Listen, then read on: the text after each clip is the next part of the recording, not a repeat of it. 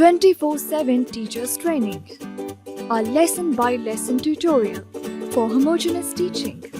We are an EdTech textbook publisher.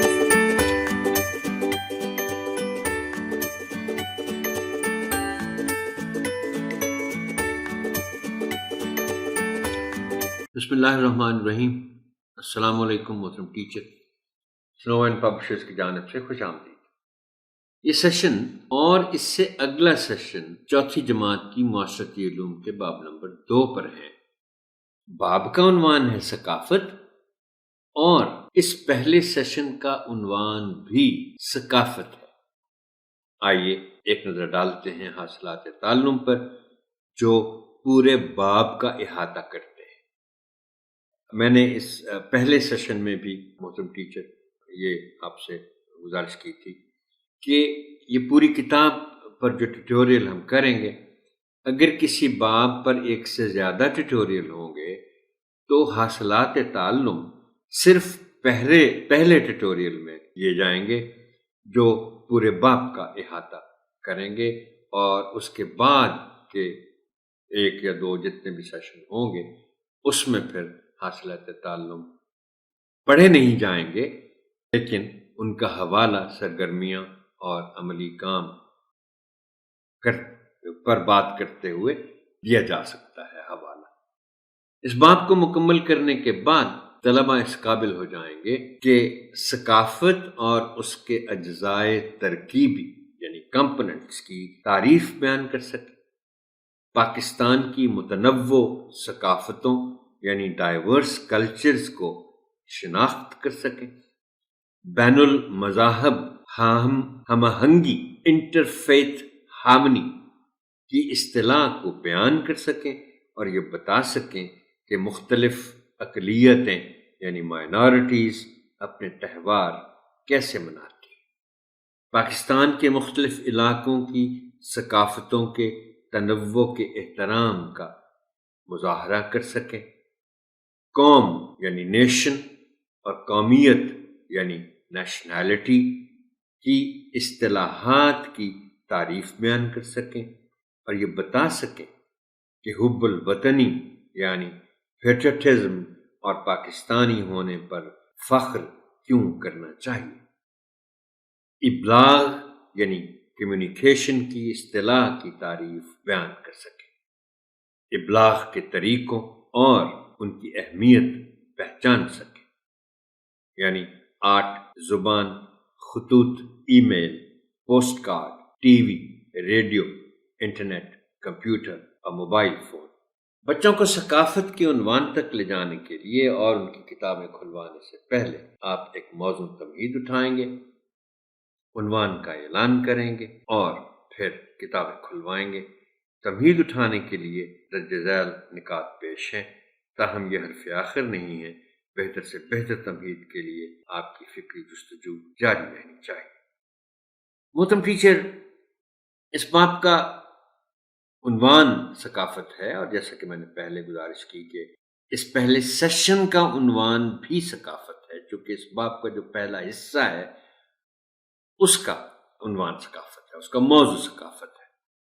اب اگرچہ میں نے آپ سے بات کی تھی کہ واقفیت عامہ میں بھی بچے ثقافت کے بارے میں پڑھ چکے ہیں، لیکن تمہید تو تمہید ہوتی ہے، اور ظاہر ہے کتابیں کھلوانے سے پہلے آپ تمہید اٹھائیں گے تو پھر انہیں تو ابھی نہیں پتا کہ آپ نے ثقافت پر بات کرنی ہے. لہذا آپ نے اپنی تمہید کے ذریعے ثقافت کے عنوان تک پہنچنا ہے. بچوں کی مدد سے بچوں سے درج ذیل سوالات پوچھیں. کیا مختلف ملکوں کے لوگ ایک ہی زبان بولتے ہیں؟ جواب واضح ہے جو بچے فوراً آپ کو دے دیں گے کہ نہیں. کیا وہ ایک جیسا لباس پہنتے ہیں؟ نہیں. کیا ان کی شادی کی رسومات ایک جیسی ہوتی ہیں؟ نہیں. کیا ان کے مذہبی عقائد ایک جیسے ہیں؟ نہیں. کیا وہ ایک جیسے کھانے کھاتے ہیں؟ نہیں.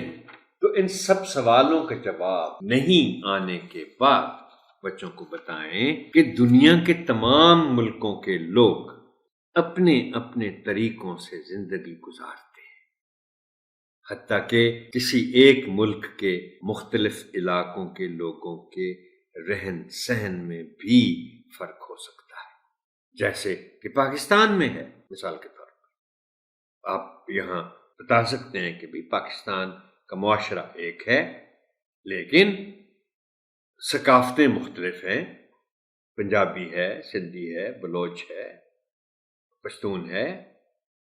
تو زندگی گزارنے کے طریقوں کو ثقافت یا کلچر کہتے ہیں۔ اب آپ بچوں کو بتائیں کہ وہ اگلے باب میں ثقافت کے بارے میں پڑھنے جا رہے ہیں، اور آپ بچوں کو بتا سکتے ہیں کہ اس باب کو ہم 2 حصوں میں تقسیم کرنے جا رہے ہیں۔ پہلا حصہ ثقافت کے بارے میں ہوگا۔ بچوں کو باب کے اس حصے کے درج ذیل مشمولات سے آگاہ کریں، یعنی بچوں کو بتائیں گے اب کہ بچوں اس باب کے اس حصے میں ہم پڑھیں گے ثقافت اور اس کے اجزاء ترکیبی کے بارے میں، یعنی کمپوننٹس کیا ہیں ثقافت کے، کن کن چیزوں سے مل کر ثقافت بنتی ہے، اور پھر پاکستان کا ثقافتی تنوع کیسا ہے، کلچرل ڈائیورسٹی کے بارے میں پڑھیں گے، اور پھر بین المذاہب ہم آہنگی، انٹرفیتھ ہارمنی۔ اب اس طرح کی جو ترکیب ہے محترم ٹیچر، آپ ان کو آسان کر کے ان کا مطلب بتا سکتے ہیں بچوں کو۔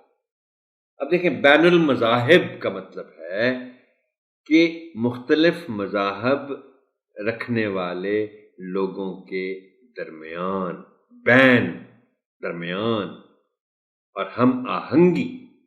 اب ہم آہنگی ایک ہونا، یعنی الگ الگ نہ رہنا، ایک ہو جانا۔ ہارمنی ایک طرح کے ہو جانا۔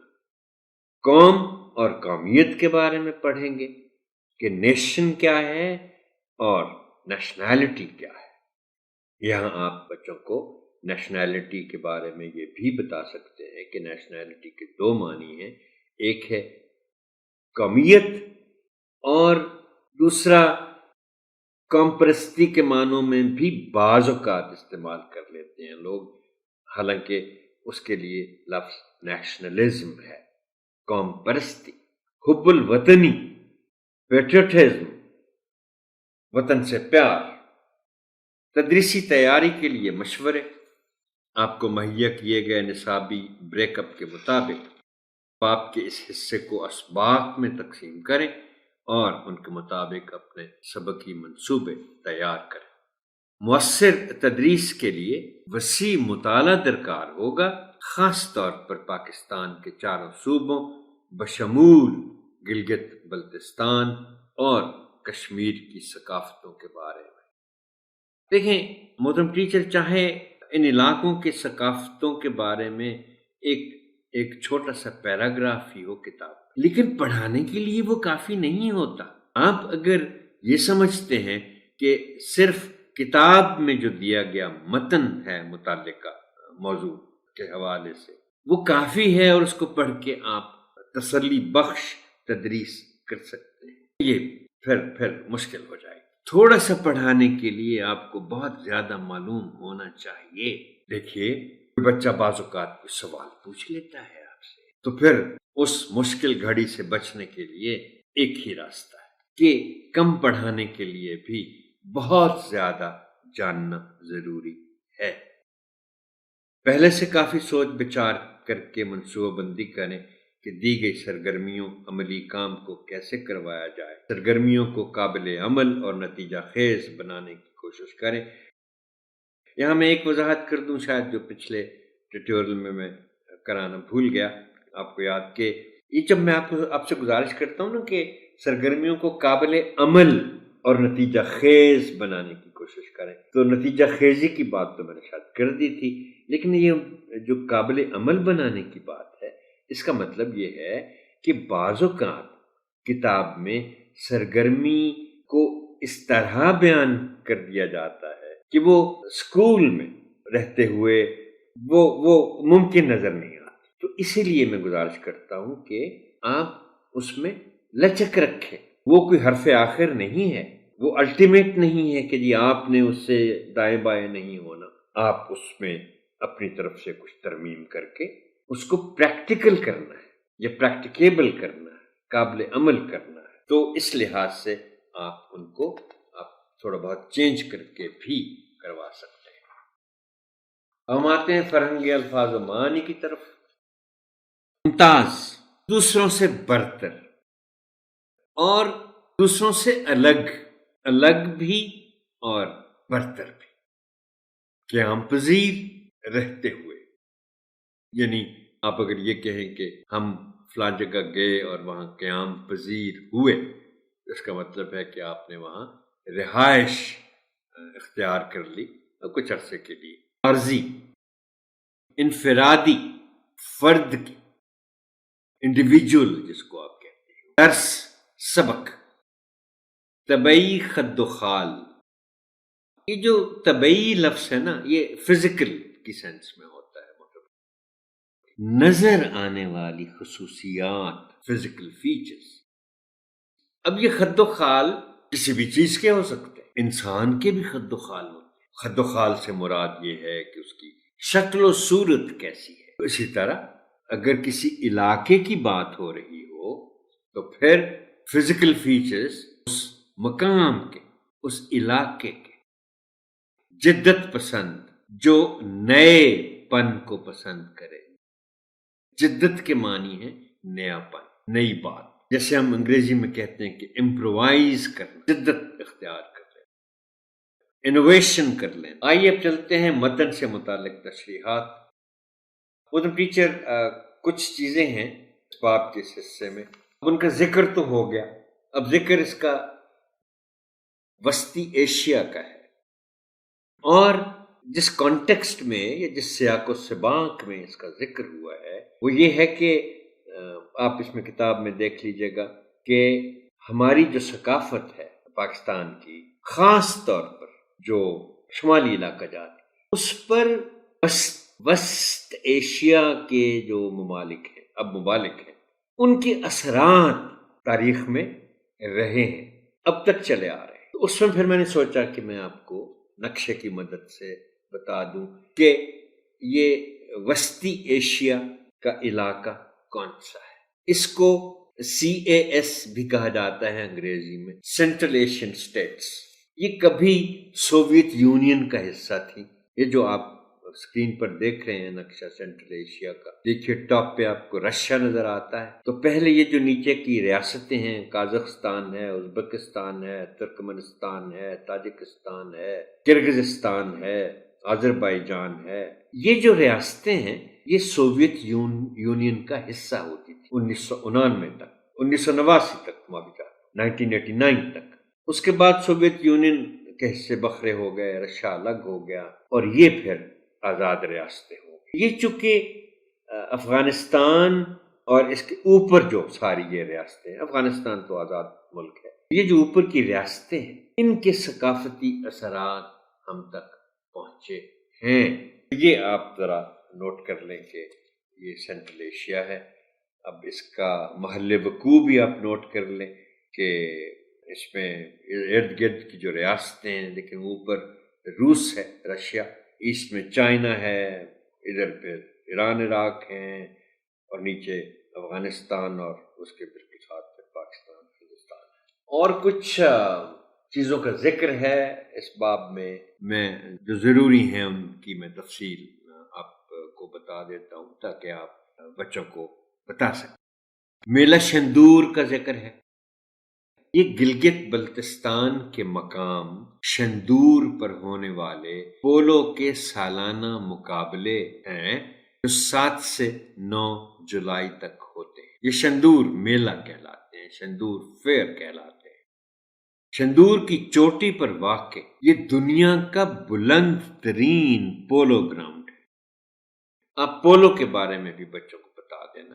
اگر آپ کو نہیں معلوم تو آپ انٹرنیٹ پہ جا کے یوٹیوب پہ جا کے اگر آپ کو زیادہ انفارمیشن چاہیے تو پھر آپ گوگل کریں، ورنہ آپ یوٹیوب پر جائیں تو آپ کو یہ پولو کا جو کھیل ہے یہ کھیلتے ہوئے بھی لوگ نظر آئیں گے۔ تو یہ ایک خاص بات ہے کہ یہ جو شندور کی چوٹی پر واقع یہ جو پولو گراؤنڈ ہے یہ دنیا کا بلند ترین پولو گراؤنڈ، اور اس میلے میں لوک موسیقی اور لوک رقص بھی ہوتا ہے۔ اس کے بعد ہے سبی کا میلہ۔ بلوچستان کے مقام سبی پر یہ ایک سالانہ ثقافتی میلہ ہے جس میں مویشی منڈی، اور جس کو ہم ہارس اینڈ کیٹل شو بھی کہتے ہیں، جو لاہور میں ہوتا ہے، یہاں بھی مویشی منڈی ہارس اینڈ کیٹل شو ہوتا ہے۔ اونٹوں کی دوڑ ہوتی ہے، دستکاریوں کی نمائش ہوتی ہے، قبائلی لباس کی نمائش اور لوک موسیقی و رقص ہوتے ہیں۔ یہ میلہ 1885 عیسوی سے ہو رہا ہے، اندازہ کر لیں، یعنی 135 سال تقریباً ہو چکے ہیں اس کو ہوتے ہوئے، اور یہ فروری میں ہوتا ہے۔ اس کے بعد ذکر ہے دیوالی کا۔ دیوالی ہندوؤں کا سالانہ تہوار ہے جو رام چندر جی کے بنواس سے واپس آنے کی خوشی میں اکتوبر نومبر میں منایا جاتا ہے۔ محترم ٹیچر، ہندو رام کو مانتے ہیں، ہم جیسے اللہ کو مانتے ہیں، ان کے رام ہوتے ہیں اور پھر ان کے گرو ہوتے ہیں۔ گرو سے مراد یہ ہے کہ ان کے مذہبی رہنما ہوتے ہیں، ان میں سے ایک رام چندر جی تھے۔ رام چندر جی نے بنواس لے لیا تھا، یعنی جس کو کہتے ہیں نا کہ تارک الدنیا ہو گئے تھے، جیسے بدھ، مہاتما بدھ نے بنواس لیا تھا، یعنی دنیا کو چھوڑ کے کسی جنگل میں چلے جانا، اور پھر وہ ایک طویل عرصے کے بعد جب واپس آئے تو ہندو معاشرے میں خوشی کا ایک ماحول چھا گیا کہ رام چندر جی واپس آ گئے۔ اب اس دن کو وہ ہر سال مناتے ہیں، اور اس تہوار کو کہا جاتا ہے دیوالی۔ اکتوبر نومبر میں منایا جاتا ہے۔ اس میں رات کو چراغاں ہوتا ہے اور دولت کی دیوی لکشمی کی پوجا ہوتی ہے۔ یہ لکشمی وہ دیوی دیوتاؤں کو مانتے ہیں ہندو، ان میں سے دیویوں میں سے ایک لکشمی ہے، اور اسی لیے لکشمی لفظ کے معنی ہی دولت کے ہو گئے اس وجہ سے۔ اس کے بعد ہے ہولی۔ یہ بہت مشہور تہوار ہے ہندوؤں کا، جو موسم بہار میں رادھا کرشنا کی یاد میں 17 اور 18 مارچ کو منایا جاتا ہے۔ اس میں لوگ خوشیاں مناتے ہیں اور ایک دوسرے پر رنگ پھینکتے ہیں۔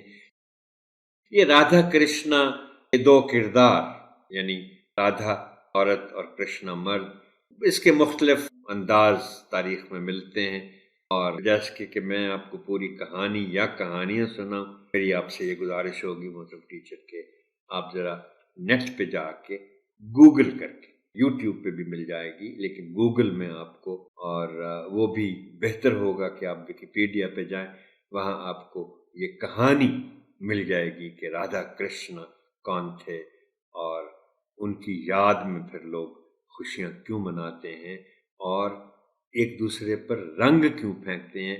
تو اس میں کہانی میں ہے کہ رادھا کرشنا نے بھی ایک دوسرے پر رنگ پھینکا تھا۔ اب ہم آتے ہیں سرگرمیاں اور عملی کام کی جانب۔ تو یہ پہلی سرگرمی ہے کہ یہ صفحہ نمبر 18 پر حاصل تعلم اس کا نمبر 2 ہے کہ پنجابی کے علاوہ پاکستان کے دوسرے علاقوں میں بولی جانے والی مقامی زبانوں کے نام لکھیں۔ اس پہ آپ ایک تو یہ ہے کہ یہ سرگرمی بچوں کو ہوم ورک کے طور پر دیں، اور پھر بچوں سے مقامی زبانوں پر بات بھی کریں کہ یہ زبانیں جو خاص طور پر، ویسے تو محترم ٹیچر میں آپ کو یہ بتاؤں، بڑی دلچسپ بات ہے کہ پاکستان میں بولی جانے والی زبانوں کی تعداد تقریباً 70 ہے۔ اتنی زبانیں بولی جاتی ہیں پاکستان، لیکن جو بڑی زبانیں ہیں وہ یہ بھی کوئی بڑی زبانوں کی مکمل فہرست نہیں ہے۔ پشتو، سندھی، بلوچی، ہندکو، پٹواری، اور یہ پنجابی کے علاوہ چونکہ بولی جانے والی زبانیں ہیں، سرائکی بھی ہیں، تو یہ جو خاص اس طرح کی زبانیں ہیں ان پر آپ بچوں سے ضرور بات کریں گے۔ اس کے بعد صفحہ نمبر 25 پر ایک سرگرمی ہے، اور یہ سرگرمی ہے کہ یہ سوچیں اور لکھیں کے تحت جو دیا گیا اس کے نیچے پھر سرگرمی ہے کہ مقامی عجائب گھر میوزیم جائیں اور ایک تصویری ڈائری بنائیں. بہت پیچھے جو میں آپ سے گزارش کی تھی نا میں نے کہ آپ سرگرمیوں کو فلیکسیبل رکھیں، لچکدار رکھیں، اور اس میں یہ ضرور دیکھ لیا کریں کہ یہ قابل عمل ہے یا نہیں ہے. اب دیکھیں نا یہ کتاب میں تو چلو دے دیا کہ مقامی عجائب گھر جائیں. سوچنے کی بات یہ ہے کہ اگر کسی چھوٹے شہر میں میوزیم ہر جگہ تو نہیں ہوتا، عجائب گھر ہر جگہ تو نہیں ہوتا، صرف بڑے شہروں میں ہو سکتا ہے، تو پھر اسی لیے میں نے آپ کے لیے تجویز کر دیا ہے کہ یہ سرگرمی قابل عمل نہ ہونے کی صورت میں آپ منتخب بچوں سے کہیں کہ وہ انٹرنیٹ سے مطلوبہ تصویریں لیں، ان کا چارٹ بنائیں اور ہم جماعتوں کو دکھائیں. محترم ٹیچر، یہ سیشن یہاں تک ہی. آپ کی سماعت کا شکریہ. اللہ حافظ ناصر.